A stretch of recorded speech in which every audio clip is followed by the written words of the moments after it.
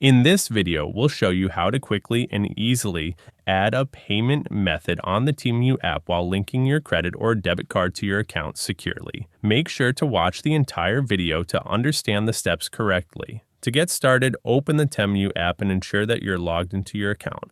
Then tap on the U button at the bottom center of the screen. Once you're on this page, scroll down a little and tap on Pay Now.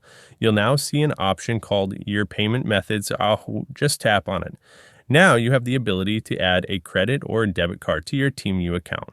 Tap on the Add Credit or Debit Card option, then enter your card number, expiration date, and CVV code.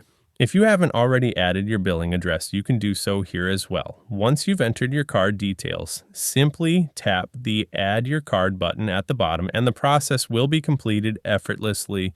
This is how you can add a payment method to your TEMU account. Finally, if you have any questions about this process, feel free to leave them in the comments section below.